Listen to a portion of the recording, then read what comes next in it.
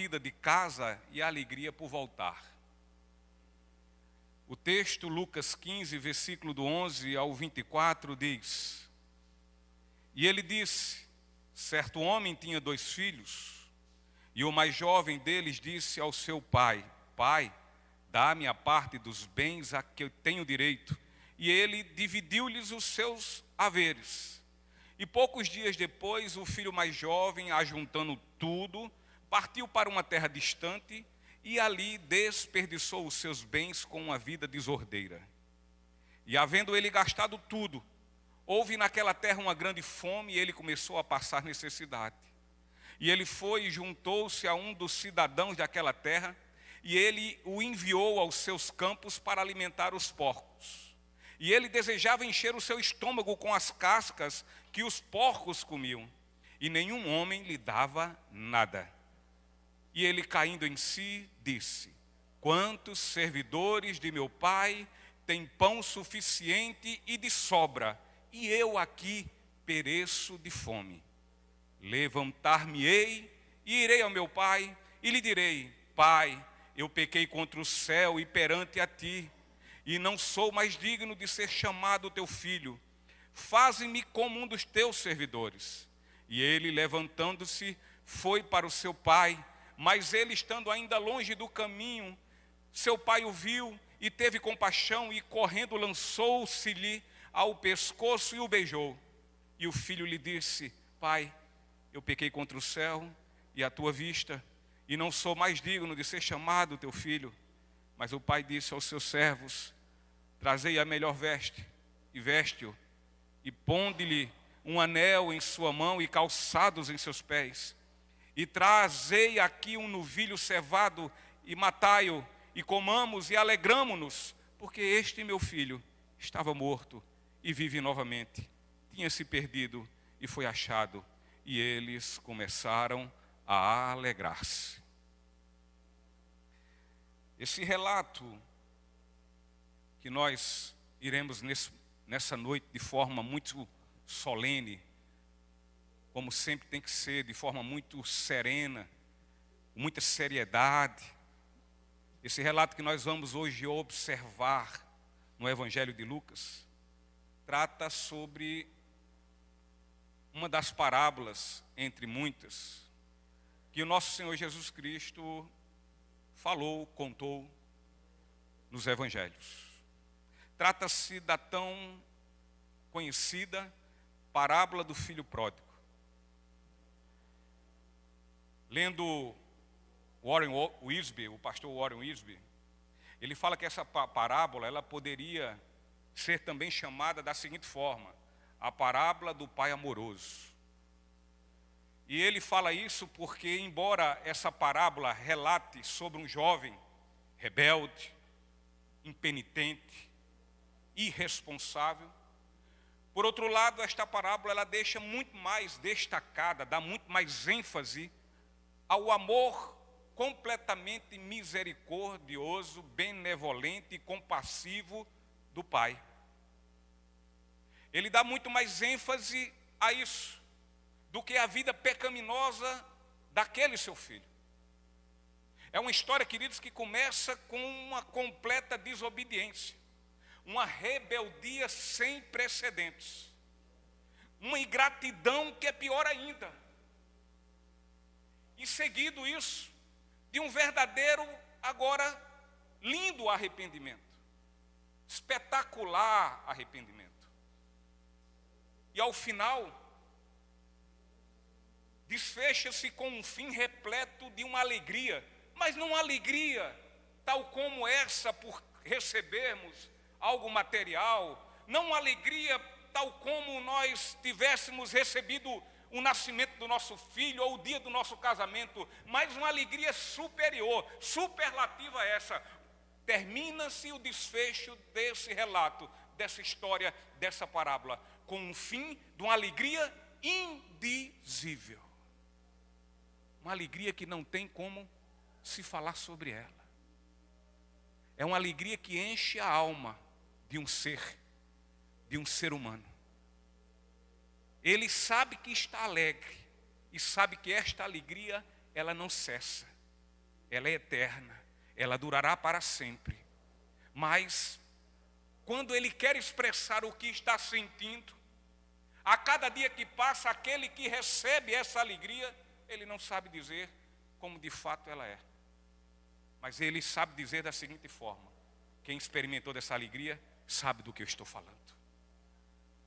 E acredito que se aqui estão todos que já experimentaram dessa alegria, estão sabendo o que eu estou falando. Talvez aqui na sua mente estão aí parados e olhando para mim dizendo: pastor Sérgio, eu sei o que é isso. Eu sei o que é essa alegria. Eu sei o que essa alegria faz na minha vida. Eu sei que essa alegria me dá força. Eu sei que essa alegria é que me motiva. Eu sei que essa alegria é que me impulsiona a ir adiante e jamais retroagir. Jamais.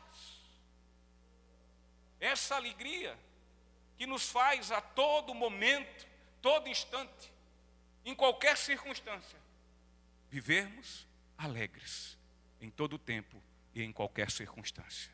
Ainda que com o seu rosto banhado em lágrimas. Mas a alegria é aqui dentro. Ela não é externa, ela não é superficial, mas ela explode de dentro da nossa alma para fora. E melhor, para que todos saibam que essa alegria, ela é viva. Ela não é só palavra, ela não é só falada, mas ela é viva em nossas vidas, porque é completamente evidenciada no nosso viver. Portanto, queridos, veremos nesta narrativa de nosso Senhor Jesus Cristo, verdades aqui, princípios aqui, que nos passarão ensinamentos gloriosos, maravilhosos, sublimes. E esses ensinamentos, se nós dermos ouvidos a ele, se nós de forma humilde nos prostrarmos diante do Senhor neste momento, através dos ensinamentos da sua palavra, se assim é a palavra dele que nós estamos aqui a pregar, se nós dermos ouvidos, com toda certeza, a esses ensinamentos, eles vão instruir a minha e a vida de todos vocês de forma rica, preciosa, para o louvor da glória do Senhor. Então eu quero ler com vocês mais uma vez os versículos 11 ao 13.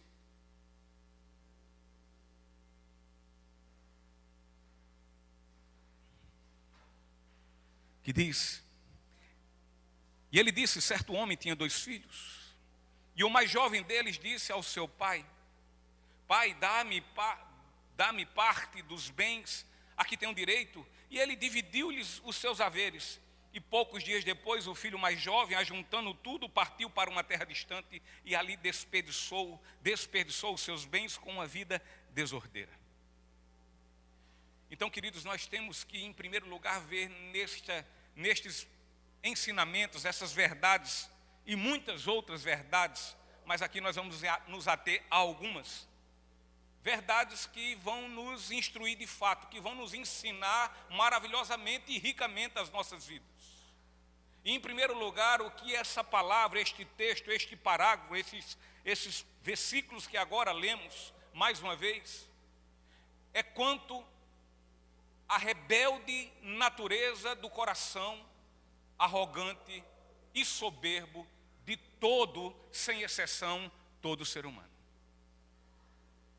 O nosso querido Senhor Jesus Cristo, ele dá início ao seu relato, nessa parábola, a sua história, nos mostrando um filho, em meio a 2 existentes. Mas ele agora fala somente de um, daquele mais novo.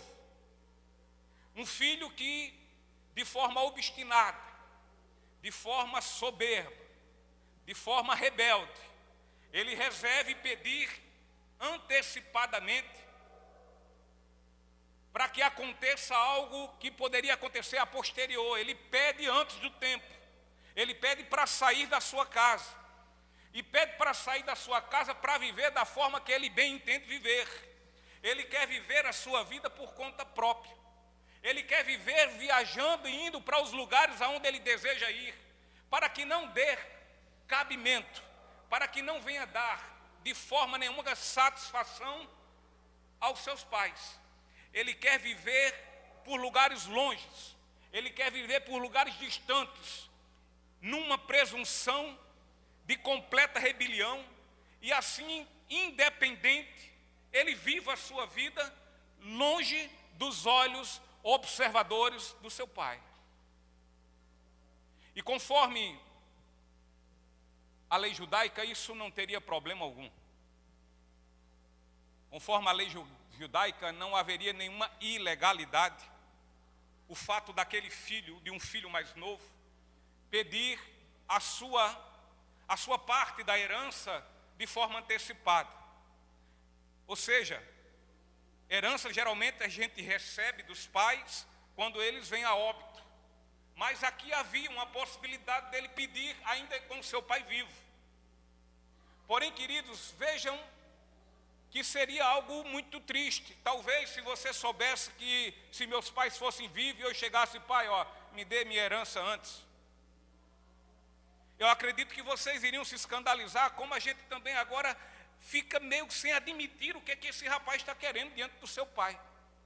Um pai que é amoroso, um pai que sempre cuidou dele, um pai que sempre esteve ao seu lado,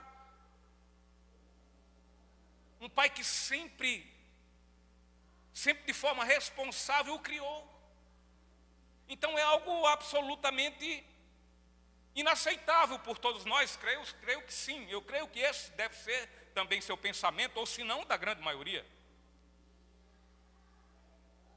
E por que isso? Porque aqui nós podemos ver e tratar de algo, de uma atitude desse filho para com seu pai, uma atitude completamente ofensiva, violenta, desrespeitosa.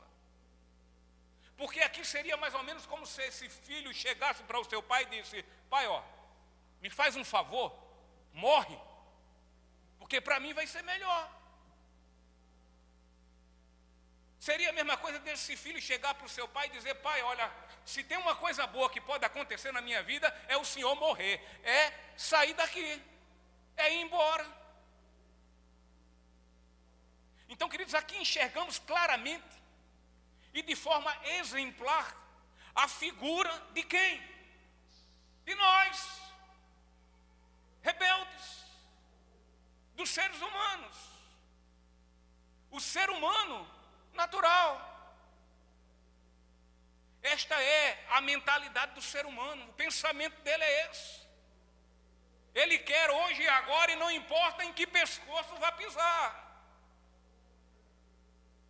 Todo ser humano ao nascer, ela é uma cópia fiel deste rapaz aqui, deste menino.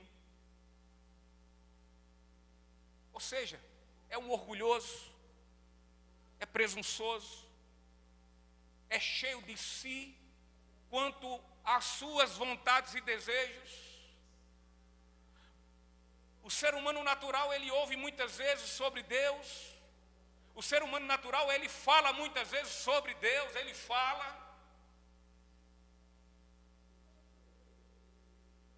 Contudo, ele não se esforça minimamente, sequer, em ter comunhão com Deus que ele fala e que ele diz conhecer. Não se esforça. O ser humano, ele quer, na verdade, viver uma vida distante de Deus. O ser humano, queridos, ele é um ser impetuoso. E a sua impetuosidade está completamente relacionada aos seus desejos e às suas vontades. Portanto, ele não tem, absolutamente ele não tem qualquer cuidado quanto às suas escolhas. Ele não pensa em ninguém. É do jeito que eu quero e pronto. Mas seu pai, que morra. Mas seus filhos, não me interessam.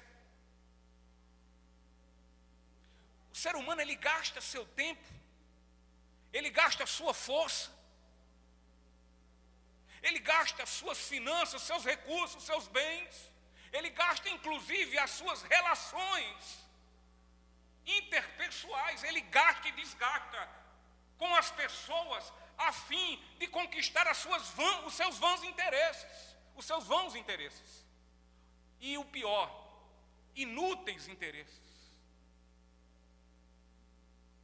A pior coisa que pode ocorrer na vida de uma pessoa é quando esta pessoa passa a ter a possibilidade de realizar tudo que pretende e bem entende querer e desejar para a sua vida. A pior coisa que pode acontecer é dizer: eu quero isso. Quanto é? Me dá. Eu quero aquilo, mas não faça isso. Eu estou dizendo que eu quero, eu não estou lhe perguntando o que eu não faço ou deixo de fazer. Me dê. A pior coisa que pode acontecer a um ser humano é ele ter essa condição de tudo poder, a fim de agradar ao seu ego, aos seus interesses, às suas vontades. É o pior que pode acontecer a um ser humano. Se alguma pessoa diz: o que é que você desejaria na sua vida? Poder ter tudo o que eu quero e o que eu desejo. Ela não sabe a frase e o desejo infernal que ela está falando para a sua vida. É um grande desastre, queridos. É o início de uma vida deplorável. E o pior é que tem muita gente que acha que é assim, que pode tudo, e nem se dá conta que não pode, que não consegue. Assim é a vida de um cobiçoso, de um avarento, de um ganancioso. Sua satisfação de vida é como, sabe o que? Um saco completamente furado. Você vai colocando e não enche nunca. Eu quero isso, eu quero aquilo outro, e nada vai enchendo. Nada é o bastante, nada satisfaz. Eu quero tudo isso porque eu quero satisfazer a minha alma, e ela é completamente satisfeita quanto mais tem e quanto mais busca ter.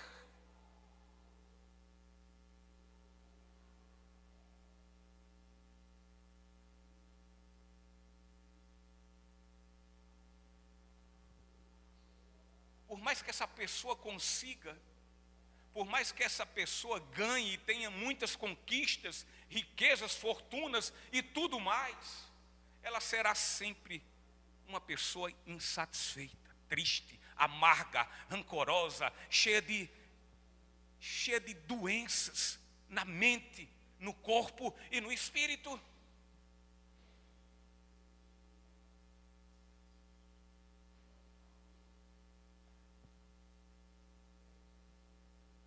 Da mesma forma, não é muito diferente aqueles que são escravos das suas concupiscências, dos seus desejos mais intrínsecos, mais íntimos, das suas paixões, dos seus prazeres. E por mais que busquem todas essas coisas, as suas concupiscências, as suas paixões, por mais que busquem de forma obstinada e teimosa, por mais que busquem saciar-se, menos saciados se encontrarão e sempre vão querer mais. Pois nada disso, na verdade, estão satisfazendo a eles. É pouco, eu quero mais. Ainda não deu. Ainda não encheu. Ainda não esgotou. Eu preciso mais. E olha, queridos, quando nós passamos a inverter os valores, isto é, quando valorizamos muito mais as coisas do que pessoas, quando mais valorizamos as nossas vontades do que o relacionamento com as pessoas interpessoais, sejam eles com quem forem, com amigos, com irmãos, com pais, com maridos, com filhos, quando há essa inversão de valor, olha, é um desastre. Quando os lugares mais distantes e mais desconhecidos passam a ser aos nossos olhos mais valiosos e importantes que o recinto do nosso lar e a comunhão com os nossos familiares, olha, não tenha dúvida alguma, nós estamos procurando e conseguiremos muitos terríveis problemas para as nossas vidas. Existem pessoas que quando chega o final do dia diz, vou para minha casa, diz, é mesmo que está indo para o Egito, é a minha escravidão, é a minha cruz, e a cruz no mau sentido da cruz. Há pessoas, há maridos e esposas, que preferem passar meses longe um do outro. Há pessoas que o pior local que elas podem estar nas suas vidas é a sua própria casa. Há pessoas que só se sentem bem em seus lares, no recinto dos seus familiares, se tiver mais gente. A cônjuge, o cônjuge, os filhos não são bastante para serem felizes. E sabe por quê? Porque estão buscando as coisas distantes e desconhecidas como mais valoroso e mais valorosas para as suas vidas.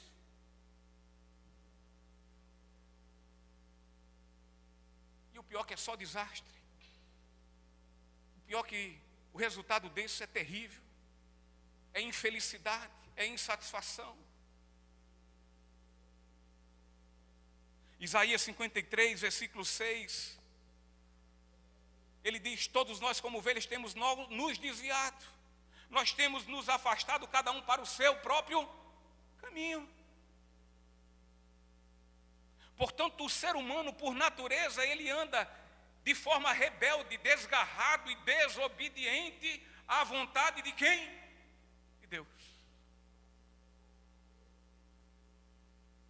Andam desviados dos caminhos do Senhor. Portanto, seguindo para cada um o seu próprio caminho, segundo lhe apraz, segundo sua vontade, segundo os seus desejos, segundo a concupiscência da sua vida, da sua carne. E o pior não é isso. O pior que conta, eu falo de homens naturais, glória a Deus, porque afinal de contas isso, eles só estão falando o que de fato são deles. O ruim é quando se fala sobre isso, e isso refere-se a mim ou a você que somos cristãos. Que começamos a enveredar pelos caminhos que não são do Senhor. E quando o Senhor nos diz, olha, o caminho é esse, Ele diz, ei, sai de mim, jacaré.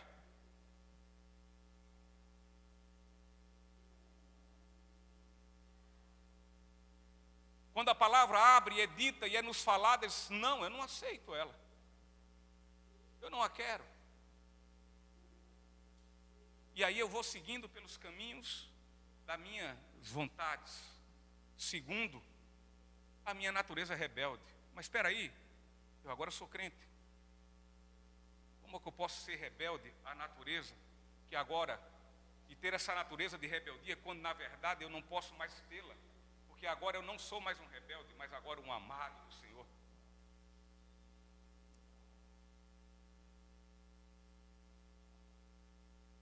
E o ser humano natural, ele trata assim.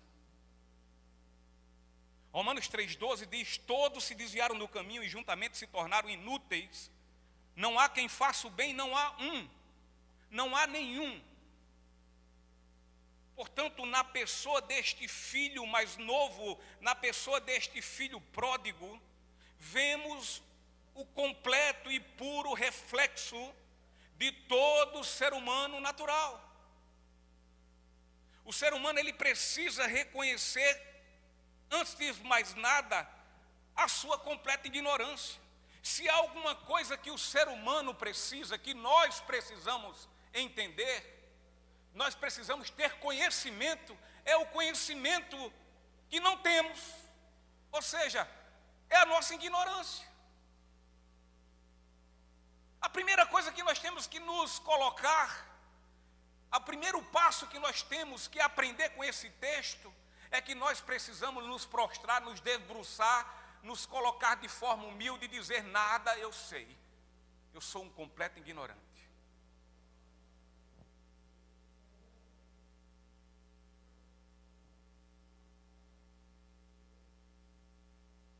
A maior ignorância de um ser humano é quando ele não consegue enxergar a si mesmo. Esse é cego de guia.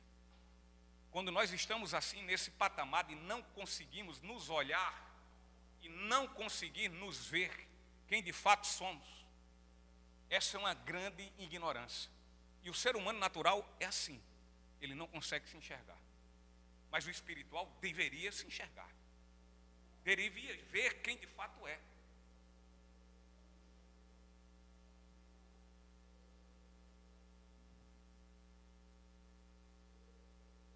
E sabe por quê, queridos? Porque enquanto o ser humano não entender quem ele é, ele vai continuar desviado e longe do caminho com Deus. Enquanto ele não olhar para ver se eu sou esse aqui mesmo, eu não sou aquele que eu pensava que eu era, não, eu sou esse. Ele vai continuar desviado como ovelhas, sem pastor, e cada um seguindo pelo caminho que lhe apraz seguir.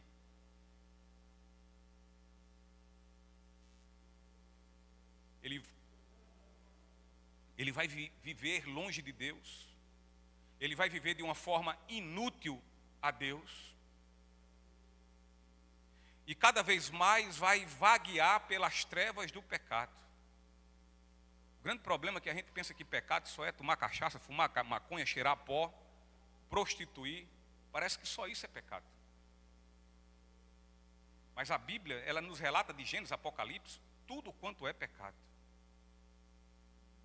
Talvez, quando a gente fala muito de pecado, as pessoas olham podem até ficar pensando, imaginando, mas o senhor não peca? Digo, peco. O problema é porque se sabemos que é pecado, e agora? Como é que vamos fazer? Continuar pelo caminho? Ou parar? Chorar? E entender a sua completa ignorância quanto a essa situação que está vivendo? E pelo menos nesse exato momento, segundo o que as Escrituras aqui nos falam, pelo menos aqui, nós entendermos quão ignorantes nós estávamos no sentido de caminhar nesse erro. E se for erro, e se for pecado, seja qual for, é algo que não agrada a Deus. O ser humano, ele continua. O ser humano, a Bíblia fala todas essas coisas, esses pecados cabeludos. Ele está nem aí. O ser humano, ele diz que conhece a Deus, ele não quer conversa com Deus. E quando se fala, diz, olha, mas não é bem assim. Um dia você vai prestar conta dessa história. O ser humano natural, você pode dizer isso, ele diz, e aí, a vida não é minha? Deixe a minha vida por minha conta. Agora, o ser humano natural não. O ser humano espiritual não. Quando a gente entende, dentro de uma ignorância momentânea que nós estamos vivendo, nós temos que abrir nossos olhos e verificar. Não, eu estou errado. Eu entendo que eu estava ignorante quanto a este fato. Pensando eu que estava certo, mas estou errado. O ser humano, para começar a dar o primeiro passo, o ser humano natural, para começar a dar o primeiro passo, para conhecer a Deus de fato e de verdade, ele precisa conhecer a sua ignorância. Ou seja, e por conta dessa sua ignorância, o quanto rebelde ele é. Agora, o ser humano espiritual, ele precisa não diferente, e agora muito mais ainda, reconhecer os seus momentos de ignorância. Para que, reconhecendo esse momento de ignorância, nós espirituais possamos viver segundo a vontade de Deus e para o louvor da sua glória. Essa é a essência da nossa vida como cristão. É lutar por isso. Chegaremos ao ápice, ao perfeito estado de só fazer a vontade de Deus? Infelizmente não. Mas pelo menos que haja no nosso coração algo que aquele Deus que é onisciente possa dizer, vontade ele tem. Vontade ela tem. Chorar por isso ela chora. Chorar por isso ele chora. Portanto, queridos, aqui está a primeira lição. A lição que quer nos passar esse texto é quanto à nossa natureza rebelde, de um coração que é arrogante, soberbo, e por isso não conhece a Deus. E se conhecemos, estamos contrários à vontade do Deus que nós dizemos conhecer.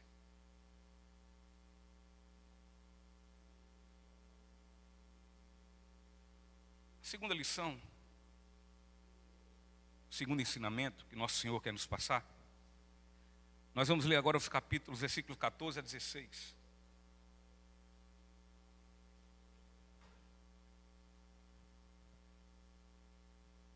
E havendo ele gastado tudo, houve naquela terra uma grande fome, e ele começou a passar necessidade. E ele foi e ajuntou-se a um dos cidadãos daquela terra, e ele o enviou aos seus campos para alimentar os porcos. E ele desejava encher o seu estômago com as cascas que os porcos comiam, e nenhum homem lhe dava nada. Então o filho pródigo, ele agora cheio de muita cobiça, ele agora completamente contaminado, envenenado. O mundo, com todo o seu sistema, com toda a sua cobiça, inoculou nele esse veneno. O veneno cobiçoso, avarento. O veneno de desejo, custe o que custar, para que suas vontades e desejos e suas paixões sejam completamente realizadas. Então, completamente embriagado, cheio das taças dos prazeres que este mundo aí nos oferece, nos leva em bandejas, como diz pastor Hernando Dias Lopes, em bandeja de ouro. De forma inconsequente, ele vai viver isto, e desperdiçou tudo quanto havia recebido da sua herança do seu pai. Tudo quanto de bom. E queridos, esta questão de estar distante, longe de casa, essa questão de estar numa região distante, é aqui um simbolismo do mundo e de toda a sua cobiça. Jesus, ele nos relata que este jovem, ele desperdiçou, ele jogou fora, ele não valorizou todos os seus bens, e assim ele passou a viver a condição de um pobre miserável necessitado. A vida na região distante em que ele resolveu, por sua impetuosa vontade de viver, essa escolha lhe trouxe momentos que nunca ele pensou vivenciar. Ou seja, acabaram os seus recursos, acabou o seu dinheiro chegou ao fim, e juntamente com o seu dinheiro, o que houve? O abandono de todas as pessoas que viviam ao seu redor, o abandono dos amigos, das farras, das orgias, das baladas, ou dos chás, ou dos cafés, ou do jantar, ou do almoço. Acabaram-se todos, porque nenhum amigo de fato era amigo dele, todos eram comprados. E parece que isso é muito de nós, seres humanos. Parece não, é. Ou pelo menos uma grande parte. Nós queremos comprar amizades, quando amizades têm que ser conquistadas. E aí nós compramos com isso, ou com aquilo outro, com afagos, com dengos. Mas ao fim, o problema está intrínseco de não termos amigos, e está intrínseco completamente em nosso ser, da forma como nós somos. E esse era o caso desse rapaz. Ele não tinha nada que os outros quisessem para ser seus amigos. Nada, a não ser o seu dinheiro, a não ser o que ele podia lhe oferecer. E aí ele foi se enganando com isso, com mais essa idiotice que faz parte da sua completa ignorância.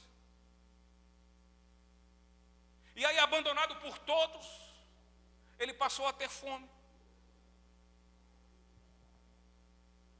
E exatamente aquilo que ele disse ao seu pai que não faria, exatamente aquilo que ele disse ao seu pai que chovesse sol ou chuva, ele não faria mais, porque ele agora estava decidido de ir embora da casa do seu pai.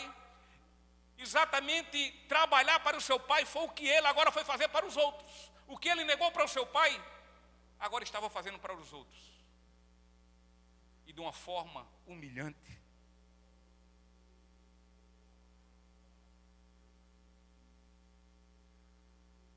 Tendo fome.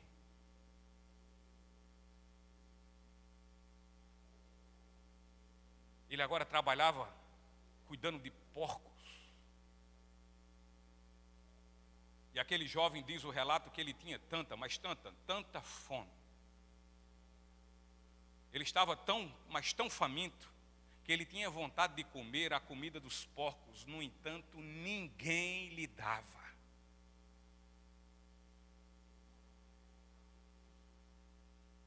Aqui está a forma como Jesus quer passar a mim e a você o que a desobediência faz na vida de todos que rejeitam a vontade de Deus.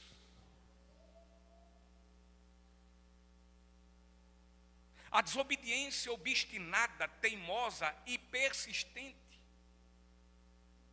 é consequência da nossa incredulidade. Da incredulidade do ser humano natural. Mas também tem coisas que são consequência da nossa incredulidade como seres humanos espirituais. E sabe quando é que acontece essa incredulidade? Quando ele diz, Deus sai da frente, quem resolve sou eu. Deus sai da frente, que tua vontade não seja feita na minha vida, mas a minha, no céu e na terra. E se brincar até debaixo dela.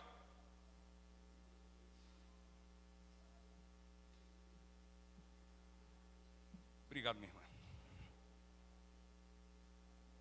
Então a obediência, a desobediência obstinada, teimosa e persistente é exatamente consequência da incredulidade. E nós não podemos atribuir, volto mais uma vez a dizer, nós não podemos atribuir isso somente a quem é natural, mas aos espirituais também.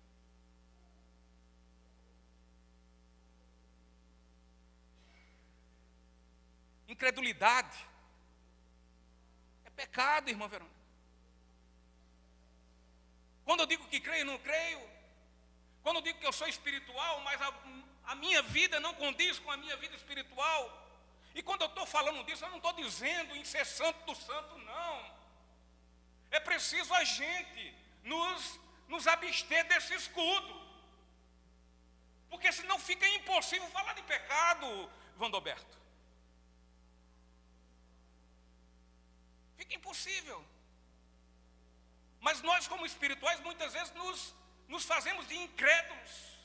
E quando fazemos de incrédulos, nós estamos indo de encontro à vontade de Deus, porque não estamos crendo na sua vontade. E se não é a vontade dele que é feita em nossa vida, é a nossa. E a nossa em nada tem diferença da de Satanás. Exceto que a nossa vontade esteja em completa harmonia com a de Deus.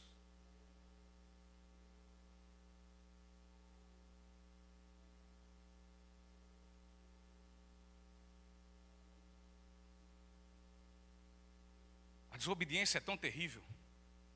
A desobediência obstinada, teimosa, persistente do ser natural, que leva à separação de Deus. E nós sabemos o que é viver separado de Deus, ou não sabemos? Quem hoje vive em comunhão com Deus, quem hoje pode ter acesso ao Santo dos Santos, por meio da fé em Cristo Jesus, sabe o que é viver longe de Deus. E o grande problema de viver longe de Deus é justamente isso, é a incredulidade, que nos faz pecar contra Deus. Então pecar é ruim, é terrível, nós temos que odiá-lo. Nós temos que odiá-lo. Porque senão vamos nos destinar por caminhos para lugares distantes, longe dos olhos de Deus.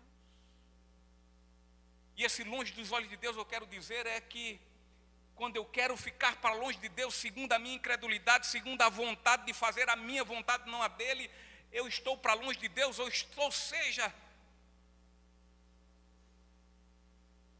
é que Deus não está vendo nada, mas Ele está vendo tudo quanto a mim, que sou aquele que professo, que fui lavado, que fui remido, que fui salvo, que fui lavado pelo precioso sangue de Jesus, e que nesta noite nós cantamos todos juntos: ora vem, Senhor Jesus.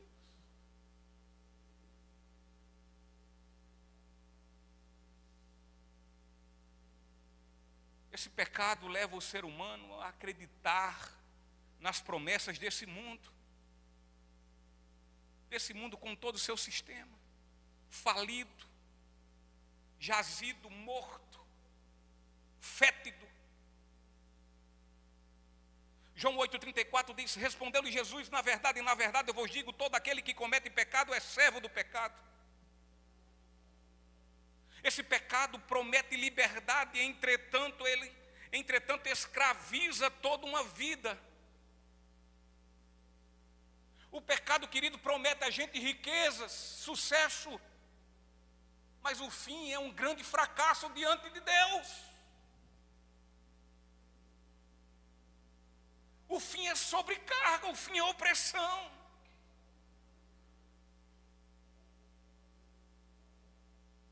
E se acaso eu for um homem natural, o final é arder e ranger de dentes.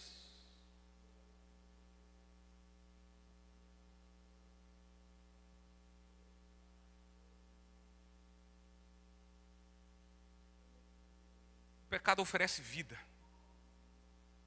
As nossas vontades, os nossos desejos, as nossas concupiscências oferecem vida. Mas a recompensa e o salário dele é a morte, segundo Romanos 6,23. Muitos seres humanos são escravos deste pecado. Muitos seres humanos se enganam pensando que são ricos, que são fartos. Entretanto, lá no seu íntimo existe uma miséria infernal.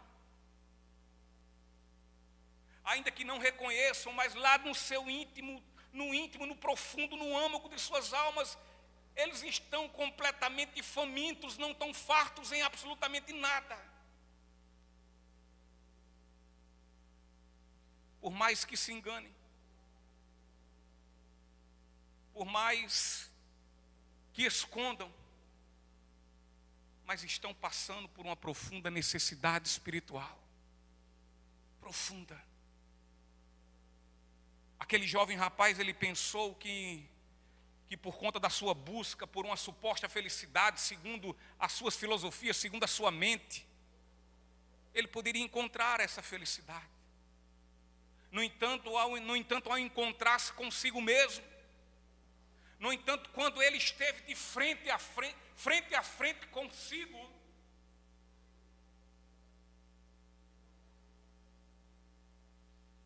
ele verificou que estava completamente perdido. Perdido. E sabe por quê, queridos? Porque uma vida distante de Deus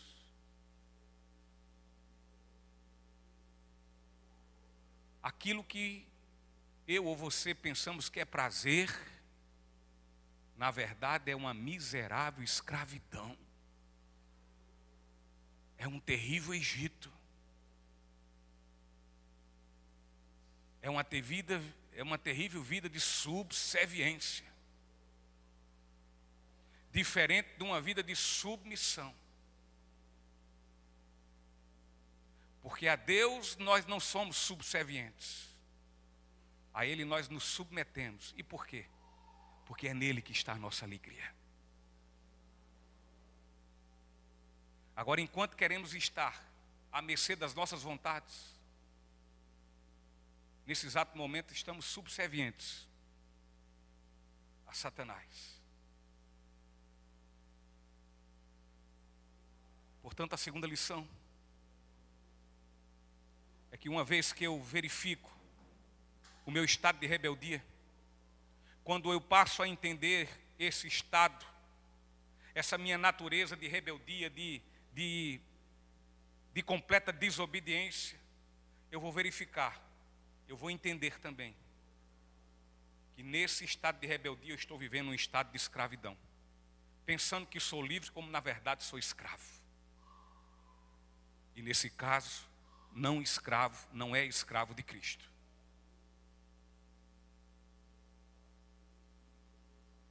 Terceira, uma vez convencido desse seu estado de escravidão, que é que acontece? Eu agora sim, eu confesso, eu sou rebelde. Assim, agora eu estou vendo onde eu estou, que vida eu estou vivendo. Eu decido me arrepender. Eu me lanço ao arrependimento. É um arrependimento incontido que vem de dentro para fora. Que só o Senhor pode fazer isso na minha vida. Versículo 17 ao 19. E ele, caindo em si, disse: quantos servidores de meu pai têm pão suficiente de sobra, e eu aqui pereço de fome? Levantar-me-ei e irei ao meu pai, e lhe direi: pai, eu pequei contra o céu e perante a ti, e não sou mais digno de ser chamado teu filho. Faze-me como um dos teus servidores. Então, querido, Jesus diz: caindo em si. Ou seja, na cabeça daquele jovem a ficha caiu. Ele entendeu. O jovem passa a verificar aonde ele conseguiu chegar com toda a sua teimosia, com a sua impenitência, com a sua desobediência. E aonde foi que ele chegou? No fundo do poço. Ou melhor, ele chegou literalmente no chiqueiro dos porcos. Foi somente agora,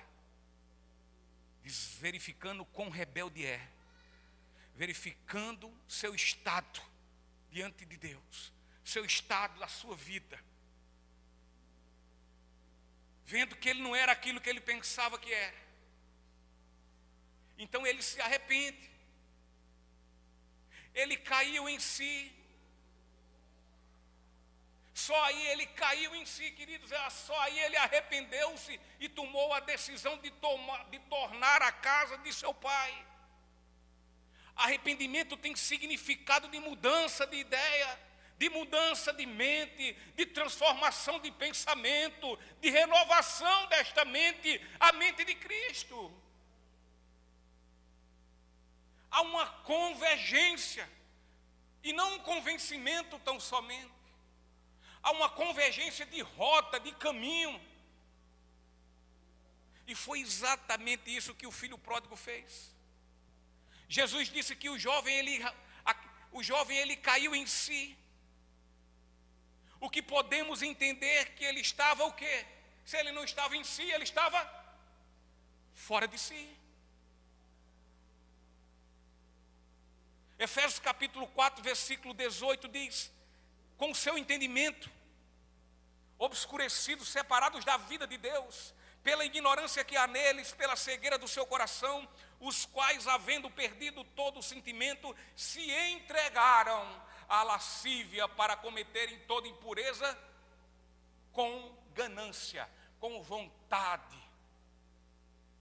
É isso que eu quero. Mas está errado.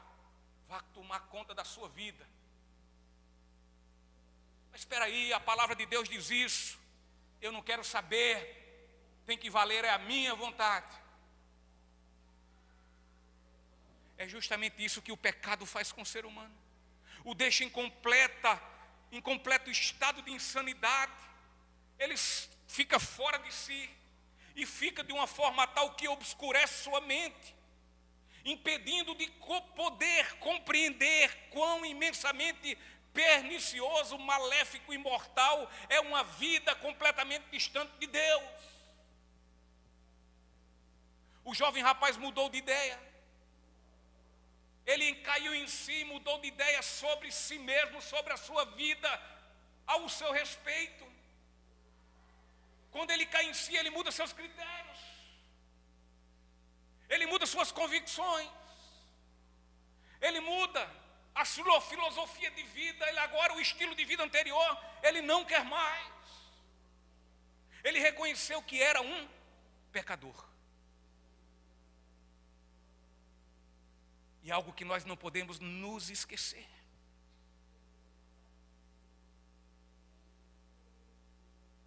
Ainda que sejamos salvos, somos pecadores. Multidões de pessoas têm tomado essa compreensão sobre suas vidas todos os dias. Louvado seja e engrandecido o nome do Senhor. A A Deus é o louvor por isso, a honra, o poder e a glória por essas mudanças nas vidas de mentes dessas pessoas.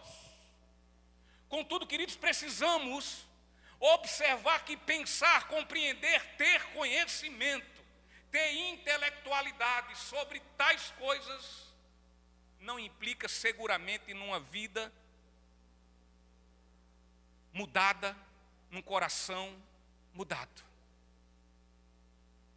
Contudo, não resta dúvida que é um bom começo, é um bom início.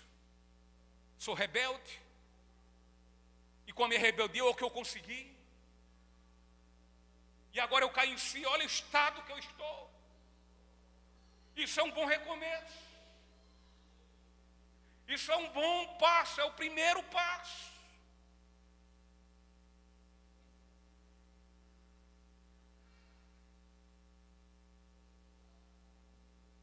É o princípio da mudança. É o primeiro passo a ser dado para uma nova caminhada e um novo caminho, e por um novo caminho. Entretanto, convencimento não é conversão.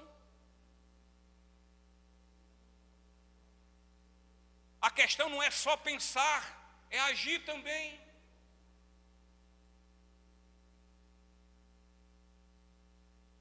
Eu preciso ser convencido, preciso. Contudo, após ser convencido, eu preciso convergir para uma nova vida. Essa mudança não pode ser só um momento, só hoje, só amanhã, e depois nada feito.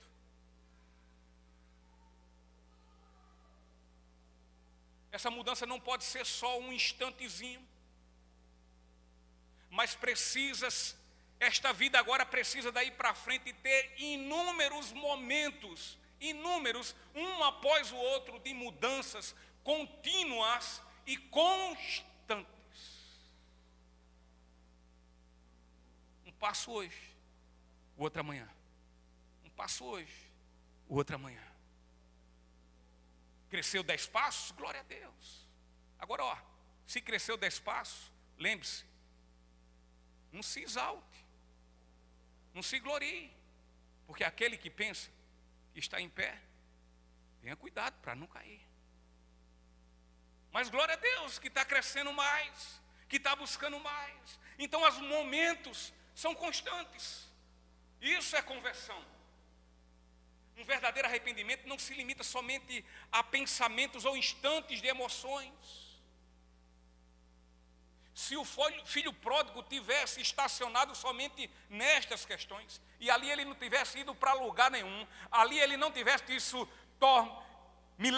levantar-me-ei e irei, se isso não acontecesse, ele continuaria sendo o mesmo.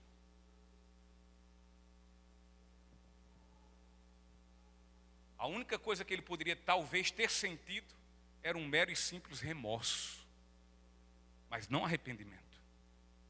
O verdadeiro arrependimento não é apenas questões de ordem mental e emocional, mas vai além, pois a vontade que tenho de mudar, por estar de fato arrependido, culmina, sabe o quê? Em determinação.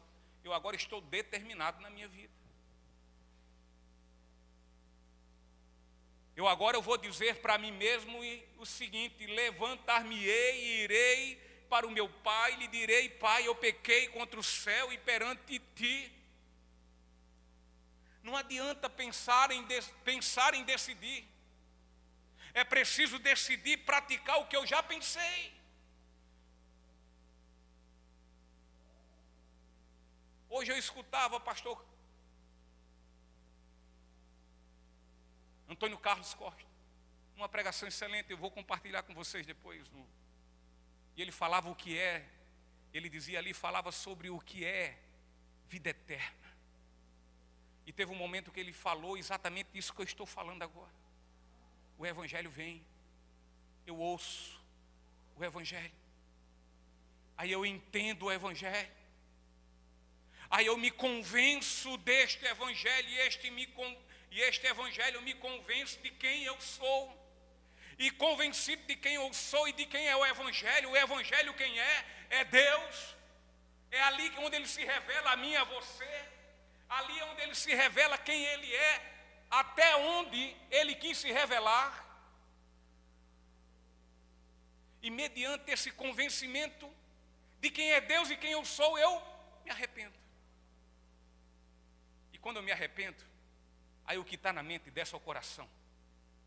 E aí é guardado. E aí eu vou lutar aguerridamente, determinadamente, a viver as boas obras, como feitura de Deus em Cristo Jesus, por Ele antes determinado aos seus salvos. Aonde é que está determinado a nossa vida cristã? De Gênesis a Apocalipse. Atos 20 e 21 diz: testificando tanto aos judeus como também aos gregos o arrependimento para com Deus e a fé em nosso Senhor Jesus Cristo. Então, queridos, o Espírito Santo quem convence o pecador do seu pecado, da justiça e do juízo. O pastor Hernando Dias Lopes, sobre essa decisão do filho pródigo, ele diz o seguinte: em seu arrependimento não existe uma mente arrogante. Um arrependido não tem mente arrogante, e sim um coração contrito, entristecido, choroso. E continua Hernandes Dias Lopes dizendo: ele não se apresenta merecedor de algo, mas suplicando misericórdia. Eu não mereço, mas tem misericórdia de mim.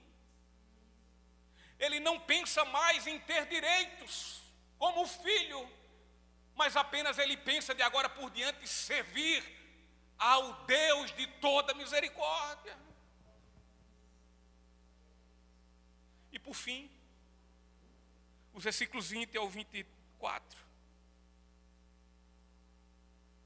E nessa última lição, o Senhor quer agora nos mostrar que um homem arrependido, que tem completa, absoluta convicção de sua fé em Jesus Cristo. Um homem que tem completa convicção e absoluta convicção que foi perdoado. Um homem que tem completa fé, que foi perdoado e depois foi aceito por Cristo. E sendo aceito foi declarado, aliás, foi declarado sendo promovido da condição de injusto, para a glória de Deus. É isso que ele vai nos falar nesses versículos agora. E dizendo: e ele levantando-se foi para o seu pai, mas ele estando ainda longe do caminho, seu pai o viu e teve compaixão. E correndo lançou-se-lhe ao pescoço e o beijou.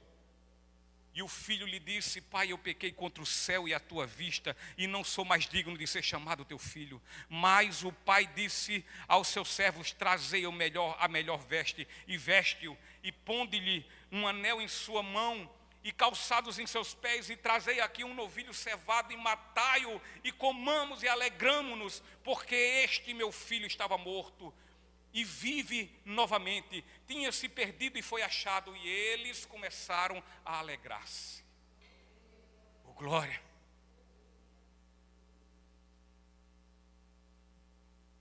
Aqui estamos nós. Volta uns anos na tua vida atrás.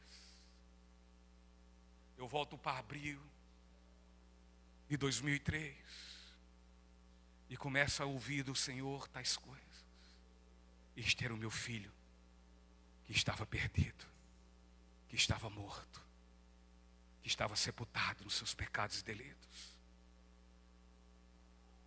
Mas agora, ele tornou-se a mim, cheio da fé, no sacrifício do meu filho. E agora, eu alegro-me pela sua vida. Porque o sacrifício do meu filho, a justiça do meu filho, que ele creu, aplacou toda a minha ira sobre ele.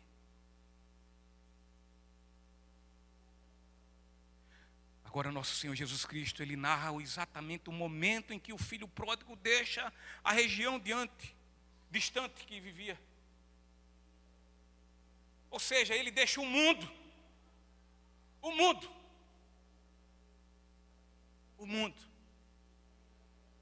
Essa região distante é um mundo. com todas as suas concupiscências, com todas as suas filosofias, com todo o seu sistema. E então ele retorna para a casa do seu pai, para então em sua presença, com o coração agora contrito, não remoçado, mas contrito, arrependido, e com a verdade da sua vida, com toda a verdade da sua vida escancarada, que o pai já o conhece, ele confessa o seu pecado. Este filho, ele levanta-se, Jesus diz, e ele levantando-se foi para o seu pai. O filho, em seu reencontro com seu pai, evidencia um verdadeiro e legítimo arrependimento e uma genuína, verdadeira conversão. Provérbios capítulo 28, versículo 13 diz: aquele que encobre os seus pecados não prosperará, mas quem quer que os confesse e os abandone, lute agora contra eles, terá misericórdia. Um coração onde o Espírito Santo age sobrenaturalmente, aonde ele realiza a obra regeneradora de Deus, este não vai se satisfazer somente em pensar e decidir, mas ele vai se levantar e ele vai declarar separação e guerra contra quem? Contra o pecado. Ele vai romper toda e qualquer relação com quem lhe enganou. Ele vai romper agora a relação com quem lhe mentiu, com quem lhe escravizou. Ele não vai mais cair na conversa lá do Getsemane, lá no jardim. No Getsemane não, no Éden, me perdoe. Quando Satanás chega e diz: eu estou sabendo que vocês não podem fazer o que querem aqui. Eu estou sabendo que vocês não podem comer aquilo ali. De fato, Deus disse assim: não, você foi feito para viver. Viva a sua vida, rapaz. O que ele não quer é que você seja feliz. Não acredite em Deus, Deus é mentiroso. E assim acreditaram na mentira e no pai da mentira. E ainda hoje isso tem acontecido. Em meio aos naturais, completamente. Isso nem é nada que venha nos pegar de surpresa. Mas o pior é que isso está acontecendo em meio aos espirituais. Estão acontecendo, estão crendo no pai da mentira, ao invés de crer no Senhor da verdade.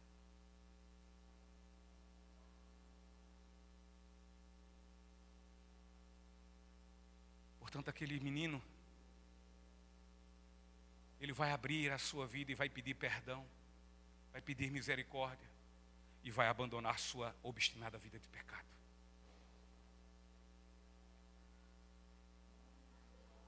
Qualquer outra forma de confissão de pecados é falsa, é mentirosa. Existem inúmeras pessoas que até decidem em suas mentes, entretanto não se determinam a nada, continuam como sempre foram. Até desejam ir ao Pai, mas não se levantam. O que determina que somos não é o que pensamos, mas o que fazemos. Portanto, que venhamos nos levantar, se nos falta levantar. Sentimentos, choros, lágrimas, pensamentos, desejos, falações, blá, blá, blá, blá, blá, são inúteis se não houver determinação e ação com mudança de vida e transformação de mente. Inclusive, quem assim agiu e tem agido, quem agiu com essas falações, com essas emoções, com esses choros e simples choros, encontra-se em pior estado do que antes. E sabe por quê? Porque cada vez mais estão cauterizando suas mentes, cada vez mais estão enganando-se a si mesmos, afirmando ser alguém quando na verdade não são, mas acreditam piamente que são. Lembre-se, eu e você, nós não somos o que pensamos,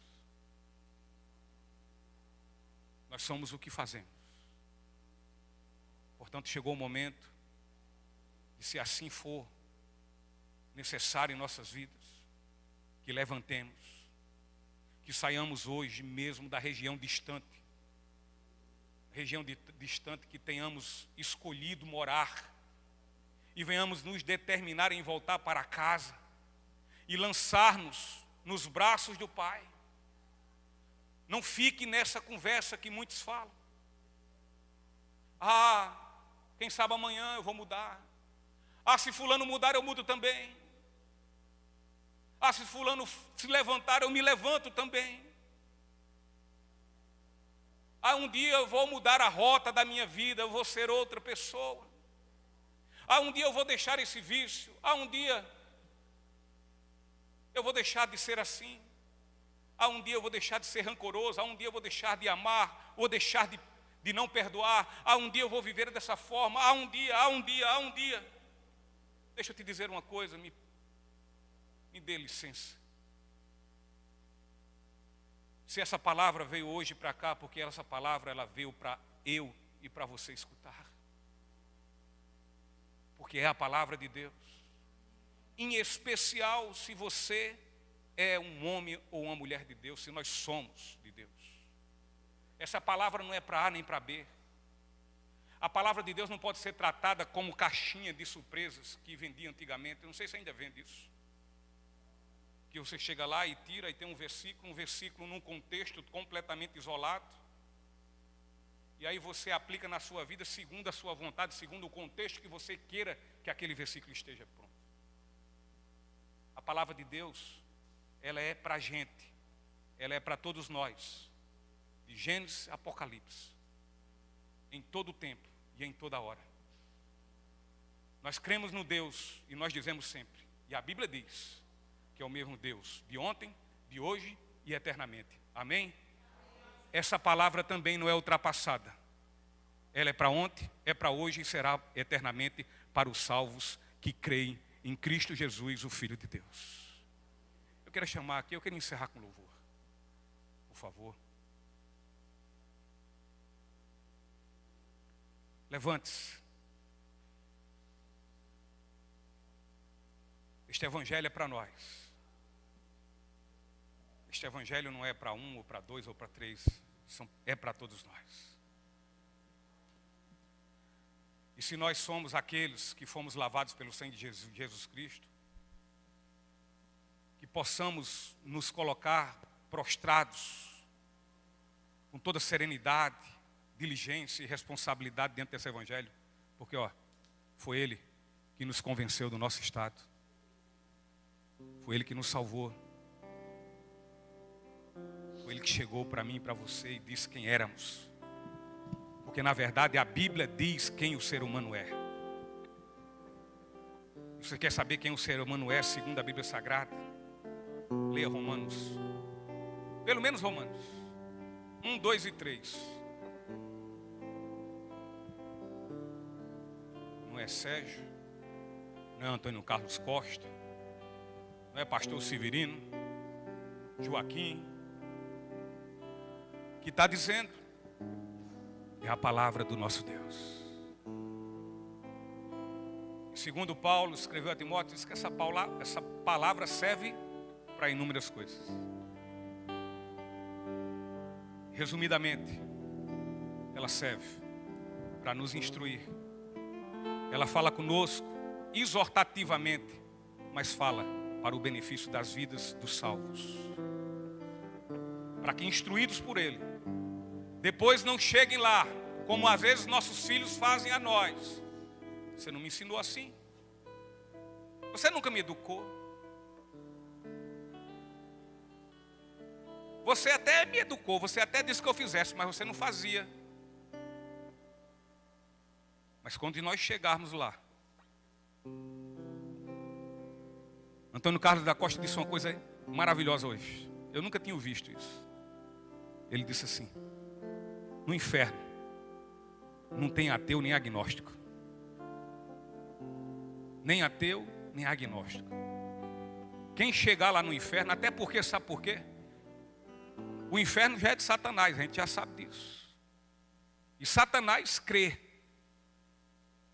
e treme de medo. Mas também lá não vai ter, não é só por conta dele, é porque todos, sem distinção, haveremos de estar diante de Deus, de Jesus, e prostraremos nós diante dele de joelhos e diremos: só o Senhor é Deus, quer você creia, quer você não creia. Portanto, nem no céu e nem no inferno vão ter pessoas que não vão saber quem é Deus. Portanto, vamos nos levantar e venhamos agir da seguinte forma: corramos para os braços do Pai em todo tempo, em toda hora. Esse final do filho pródigo é maravilhoso. Nós vemos aqui claramente, nestas gloriosas palavras de nosso Senhor Jesus Cristo, a grandeza, a maravilha e o esplendor do amor de Deus em Cristo Jesus pelos pecadores.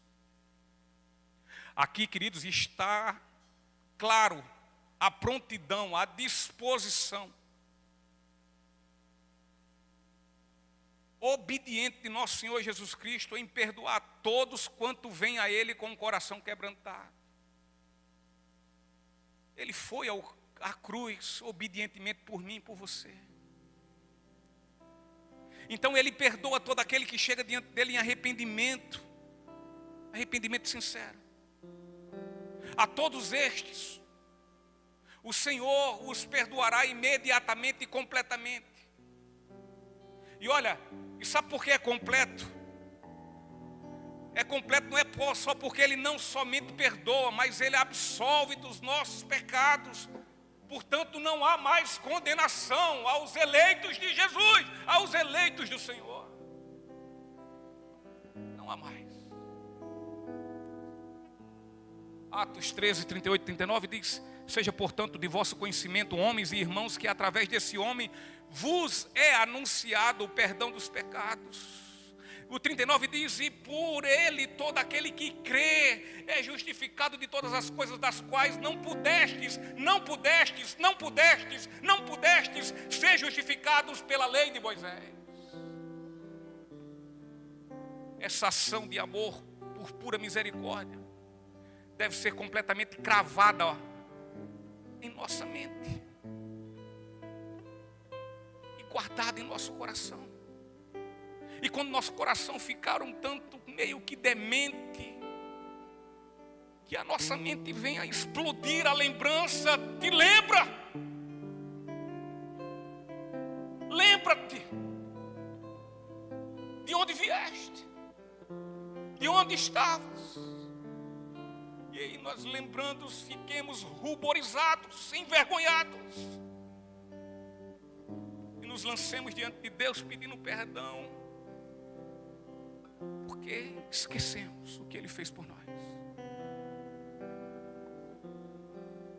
Na vida de um pecador não existe outra saída.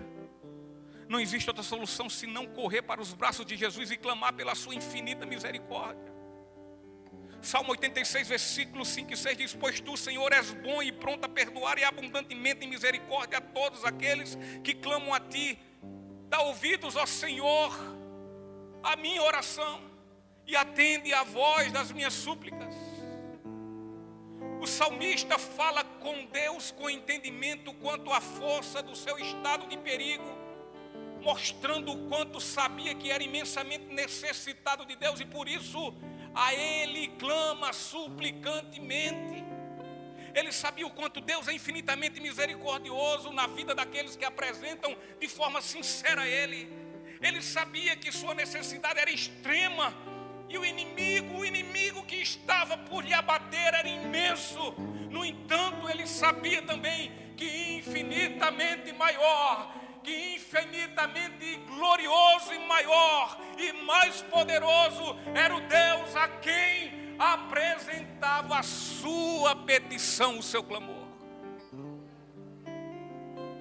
Deus é misericordioso, e a Bíblia Sagrada nos garante isso. Portanto, podemos dizer isso com toda a força de nossa alma: Deus é misericordioso. Deus é misericordioso. Deus é misericordioso.